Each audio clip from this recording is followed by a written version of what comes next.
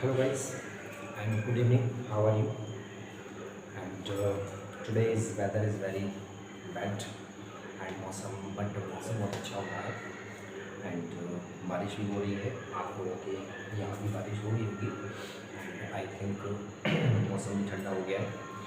और अब बात करते हैं थोड़ा सा, कल हमने जो कोऑर्डिनेशन कंपाउंड टॉपिक जो पढ़ाया था उस कोऑर्डिनेशन कंपाउंड में हमने इंट्रोडक्शन दिया था कोऑर्डिनेशन कंपाउंड का और डबल सॉल्ट के बारे में बताया।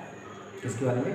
Double salt and coordination compounds की इंट्रोडक्शंस के बारे में बताया। ठीक है। एंड आज हम जो डिस्कस करेंगे वो टर्मिनोलॉजी डिस्कस करेंगे किसकी? Coordination compound. ठीक है। तो कोऑर्डिनेशन कंपाउंड की टर्मिनोलॉजी में ये कह सकते हैं some important terms of the coordination compound. देखिए, इसकी IUPAC को पढ़ने से पहले आपको इसकी टर्मिनोलॉजी पता होनी चाहिए। ठीक है।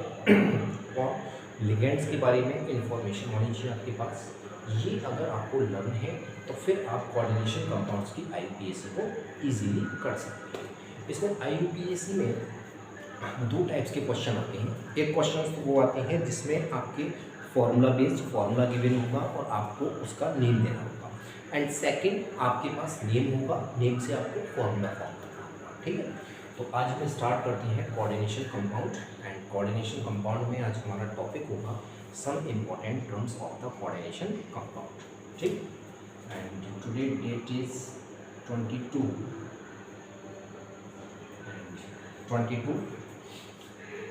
Coordination compound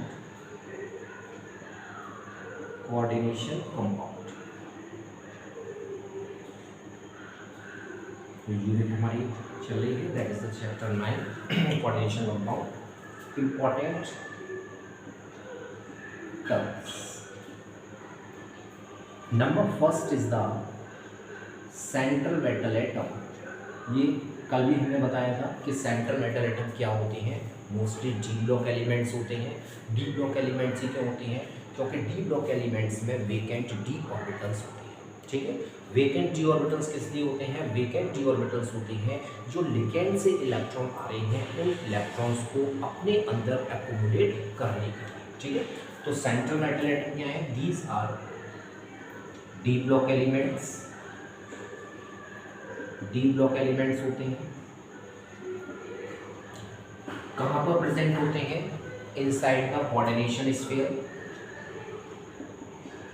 inside the coordination sphere. कुछ बड़ा में एनलार्ज करके लिख रहे हैं जिससे आप नोट्स भी प्रिपेयर कर सकें। जूम करके देखेंगे तो आपको बहुत अच्छा दिखाई देगा। तो D block elements inside the coordination sphere and D block elements ही जो हैं they have vacant D orbitals. क्या होते हैं इनके अंदर? वेकेंट डी ऑर्बिटल्स होते हैं। किस लिए होते हैं? कल भी बताया था, टू एकोमोडेट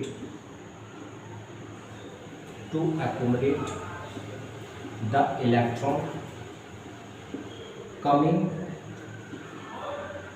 कहाँ से आ रहे हैं? From ligands.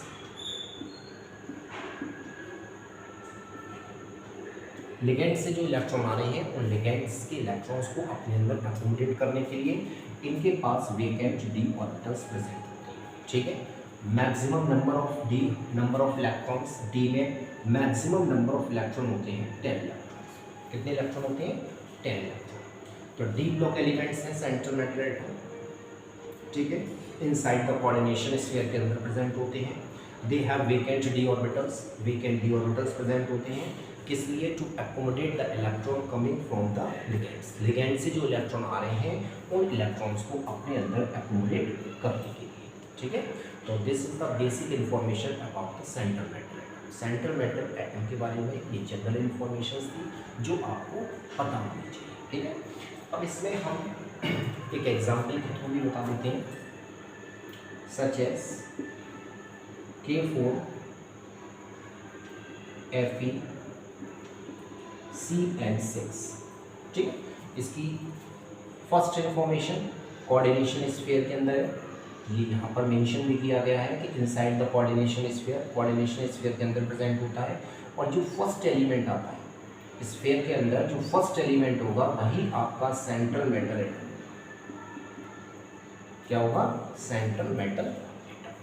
ठीक है, तो सेंट डी ब्लॉक एलिमेंट्स हैं inside the coordination sphere present होते हैं। कोऑर्डिनेशन स्फीयर के अंदर जो फर्स्ट एलिमेंट आएगा, that first element is the Cl। They have vacant D orbitals, इनके अंदर वेकेंट डी ऑर्बिटल्स होते हैं। किस लिए होते हैं, इलेक्ट्रॉन जो आ रहे हैं लिगेंड से। ठीक है, and last important information is that कि सेंट्रल मेटल एटम जो है वो लिगेंड से किसके थ्रू, डेटिव बॉन्ड के थ्रू जुड़े होते हैं। डेटिव बॉन्ड कह सकते हैं और कोऑर्डिनेट बॉन्ड भी कह सकते हैं। तो central metal atom attach to the ligand through the dative bond और coordination bond. Clear. Now next topic is second is ligand. Second term is ligand. Ligand क्या होती है, लिगेंड्स के बारे में बताया था कि लिगेंड्स जो है these are electron rich species होती हैं, सिंगल एटम या ग्रुप ऑफ एटम, आयंस कुछ भी हो सकते हैं। तो लिगेंड्स क्या है, दीज आर सिंगल एटम और group of atoms. Single atoms होते हैं या ग्रुप ऑफ एटम्स भी हो सकते हैं। Electron deficient, sorry this is the electron rich species. Electron rich species होते हैं। जब इलेक्ट्रॉन रिच स्पीसीज हैं इसीलिए ये सेंट्रल मेटल एटम को इलेक्ट्रॉन डोनेट करने का वर्क करते हैं। Donate electron to the central metal atom, central metal atom को इलेक्ट्रॉन डोनेट करने का वर्क। ठीक है, नेगेटिवली चार्ज और न्यूट्रल स्पीसीज होती है। These are negatively charged, these are negatively charged. इसको इस तरीके से भी लिख सकते हैं, जो लिगेंड्स हैं वो आपके, जो लिगेंड्स हैं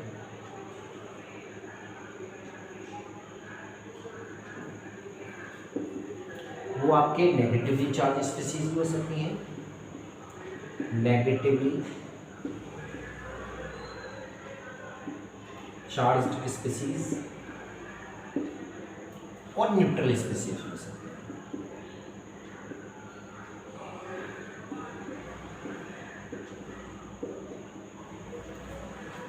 नेगेटिवली चार्ज स्पीसीज भी हैं और न्यूट्रल स्पीसीज भी हो सकती हैं। तो दीज आर सिंगल एटम और group of atoms. Single atom जैसे क्लोरीन, ये भी लिगेंड हो सकता है। Group of atoms such as sulphate, ये भी आपका लिगेंड हो सकता है। ठीक है, एंड Br सिंगल एटम, ये भी आपका लिगेंड हो सकता है। एंड CO3 कार्बोनेट, ये भी आपका लिगेंड हो सकता है। तो सिंगल एटम भी हो सकते हैं एंड ग्रुप ऑफ एटम्स भी हो सकते हैं। इलेक्ट्रॉन रिच स्पीसीज हैं, इलेक्ट्रॉन डोनेट करने का वर्क करते हैं। किसको इलेक्ट्रॉन डोनेट करते हैं, सेंट्रल मेटल एटम को डोनेट करते हैं। कहाँ पर प्रेजेंट होते हैं, इनसाइड द कोऑर्डिनेशन स्फीयर। अभी इसके बारे में हम आगे डिटेल में अभी नेक्स्ट। ठीक है, प्रेजेंट लिगेंड्स प्रेजेंट कहाँ पर प्रेजेंट है, इनसाइड द स्फीयर, स्फीयर के अंदर, कोऑर्डिनेशन स्फीयर के अंदर प्रेजेंट होते हैं। ठीक है, तो ये आपके नॉर्मल टर्म्स हैं लिगेंड से रिलेटेड। और अब हम बात करते हैं कि लिगेंड्स जो मैंने बताए हैं आपको टू टाइप्स के हैं। First one is the negatively charged and second one is the neutral. Positively charge भी होते हैं, बट पॉजिटिव चार्ज आएगा तो आप खुद सोचिए कि पॉजिटिव चार्ज कब आता है, जब इलेक्ट्रॉन डोनेट करते हैं, इलेक्ट्रॉन डोनेट करते हैं। ठीक है, तो पॉजिटिव चार्ज आता है। बट जिस स्पीसीज पर पहले से ही पॉजिटिव चार्ज प्रेजेंट है तो क्या उसके पास कैपेसिटी है कि वो किसी को इलेक्ट्रॉन डोनेट करे, नहीं कैपेसिटी। ठीक है, तो नेगेटिवली चार्ज भी होते हैं, न्यूट्रल भी होते हैं और पॉजिटिवली चार्ज भी होते हैं, लेकिन बट दे आर रेयर। जो पॉजिटिव चार्ज लिगेंड्स हैं वो आपके रियली होते हैं। ठीक है, तो अब हम बात करते हैं लिगेंड्स जो अभी मैंने बताया, न्यूट्रल स्पीसीज एंड। बारिश हो रही है और मौसम बहुत अच्छा है, आज तो गर्मी भी नहीं लग रही है, इस आई थिंक आप सभी एंजॉय कर रहे होंगे।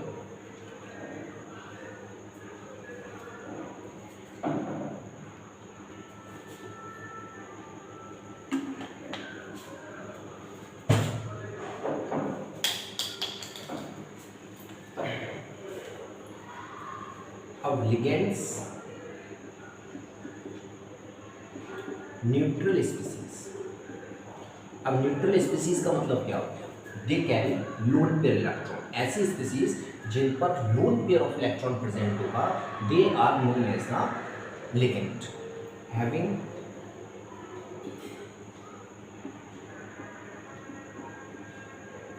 lone pair of electron such as water H2O। जब आप 10th क्लास में थे तो आपने वाटर का इलेक्ट्रॉन डायग्राम पढ़ा होगा, तो ऑक्सीजन पर 2 लोन पेयर इलेक्ट्रॉन्स आते हैं। NH3 अमोनिया, अमोनिया में नाइट्रोजन पर 1 लोन पेयर प्रेजेंट होता है। ठीक, and next is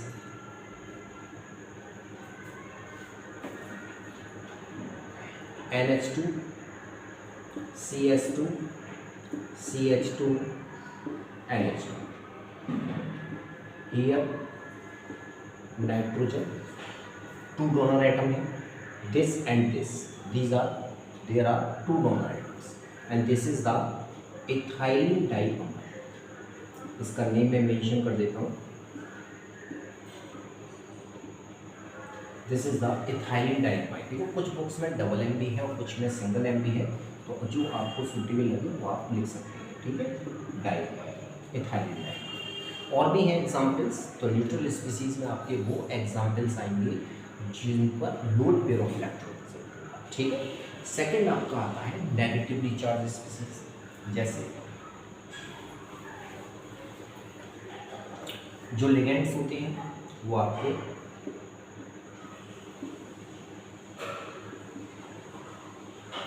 negatively charge species भी होती हैं। नेगेटिवली चार्ज स्पीसीज में जैसे Cn negative, cyanide, chloride negative, fluoride negative, iodide negative, bromide negative, sulphate, carbonate, और भी है जिन पर नेगेटिव चार्ज आता है। और negatively charge species act as the ligands. ठीक, तो लिगेंड्स जो आपके होते हैं उनके बारे में जो जनरल इंफॉर्मेशन थी वो आपको प्रोवाइड कराती हैं।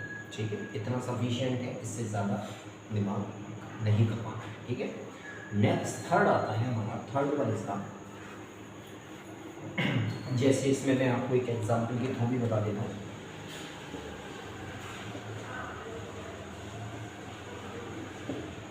जो हमारा सेकंड पॉइंट चल रहा था K4 FeCN6, तो this is the central metal atom and this is the ligand. Central metal atom के बाद जितने भी आएंगे these all are ligands. One more example, Na2 FeCN4 BrCN। अब आयरन के बाद this is the central metal atom, और इसके बाद साइनाइड्स, ब्रोमाइड, फ्लोराइड्स, ये जितने भी आ रहे हैं दीज ऑल आर लिगेंड्स। ये सभी क्या है? लिगेंड्स। तो फर्स्ट एलिमेंट जो आएगा वो आपका सेंट्रल मेटल एटम होगा, और उसके बाद रिमेनिंग जितने भी आएंगे वो आपके कहलाएंगे लिगेंड्स। ठीक है, तो ये आपके लिगेंड्स से। अब इनको नेम कैसे देते हैं उनके बारे में बाद में डिस्कस करेंगे नेक्स्ट। ठीक है, थर्ड पॉइंट इज द, इनको लर्न नहीं करना है, सिर्फ इन टॉपिक्स को समझना है। ठीक है, third one is ionic sphere.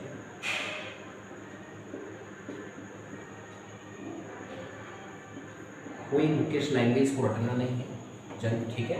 Bookish language को जितना रटोगे उतनी ही अपने आप लिए प्रॉब्लम्स क्रिएट होंगी। तो आयनिक स्फीयर मैंने आपको प्रीवियस वीडियो में भी बताया था, तो वहाँ आप वॉच कर सकते हैं। जो ब्रैकेट के बाहर वाला पार्ट होता है उसे हम कहते हैं आयनिक स्फीयर।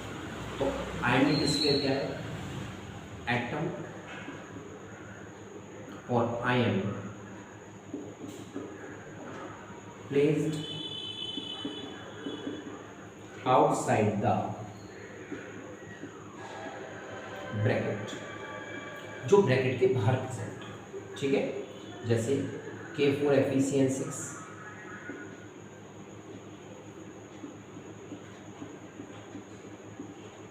K4FeCN6 में ये ब्रैकेट के बाहर वाला जो पार्ट है, this is the ionic sphere. ये पार्ट आपका आयनिक स्फीयर है, ठीक है। नेक्स्ट एग्जांपल,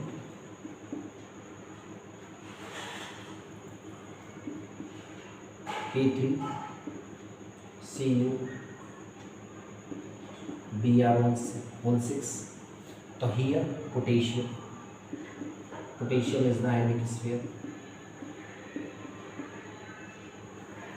तो जो ब्रैकेट के बाहर वाला पार्ट होता है वो आपका आयनिक स्फीयर कहलाता है, ठीक है।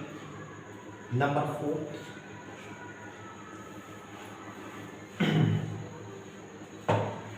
फोर्थ वन इज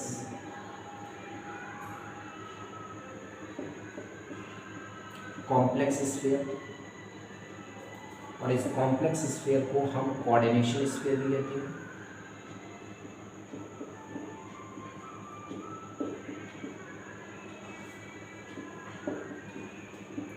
ठीक है। कॉम्प्लेक्स स्फीयर कौन सा पार्ट है? कॉम्प्लेक्स स्फीयर होता है ब्रैकेट के inside part, atom, it means ये कह सकते हैं सेंट्रल मेटल एटम और लिगेंड्स, इनके कॉम्बिनेशन से जो पार्ट बनता है वो पार्ट आपका कहलाता है complex sphere. Central metal atom और लिगेंड्स के कॉम्बिनेशन से जो पार्ट बनेगा वो आपका कॉम्प्लेक्स स्फीयर होगा। अब कॉम्प्लेक्स स्फीयर जो होते हैं वो 2 टाइप्स के होते हैं। First one is the cationic,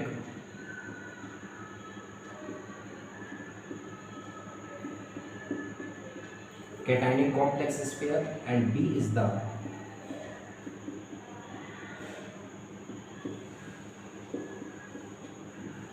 anionic complex. Cationic means positive charge, anionic means negative charge. ये आपको नॉर्मली पता होगा। एक एग्जांपल ले सकते हैं, सच एज Cu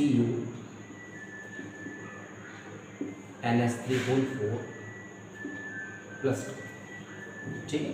तो ये आपका कितना चार्ज आ रहा है? पॉजिटिव आ रहा है। जब पॉजिटिव चार्ज आ रहा है तो ये आपका हो गया कैटायनिक कॉम्प्लेक्स। नेक्स्ट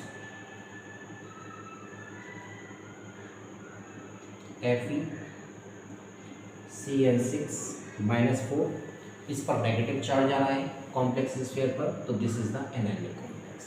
तो ये 2 टाइप्स के होते हैं, cationic complex and anionic complex. Cationic complex में पॉजिटिव चार्ज आता है और एनायनिक कॉम्प्लेक्स में आपका नेगेटिव चार्ज आता है, ठीक है। तो आई थिंक दैट क्लियर हो गया होगा ये कॉन्सेप्ट भी, कॉम्प्लेक्स स्फीयर क्या होती है। अब now come to the next point is the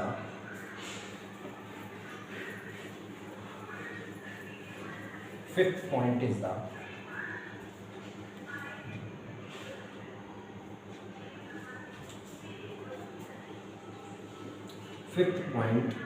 coordination sphere.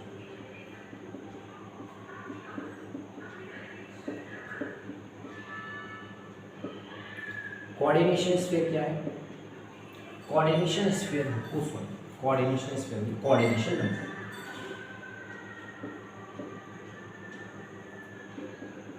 Coordination number होते हैं number of ligands, total number of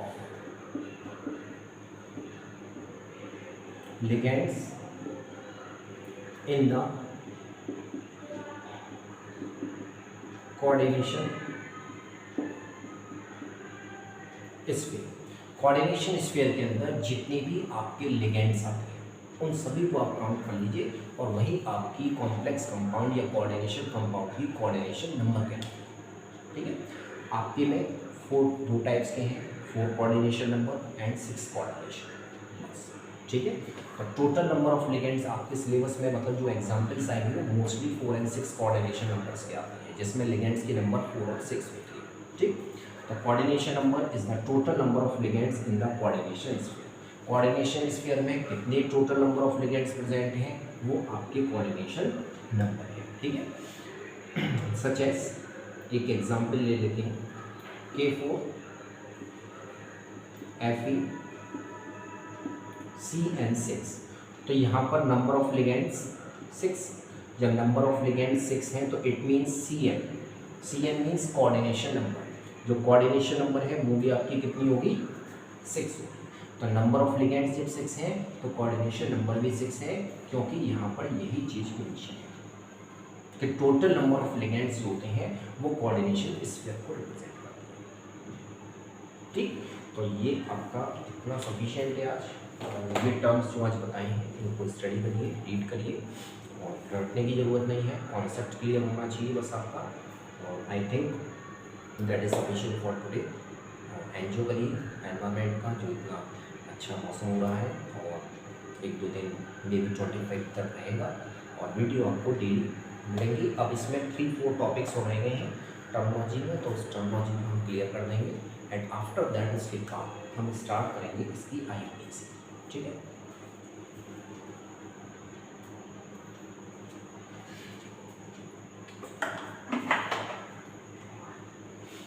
तो I think that is sufficient for today, and please like, share and subscribe this channel for your best, ठीक है। अपने notes prepare करते रहिएगा, और जितनी ज़्यादा से ज़्यादा प्रैक्टिस करेंगे उतना ही आपको मिलेगा, ठीक है बेटा। बस okay, best of luck, please like, share and subscribe this channel, okay, thank you, best.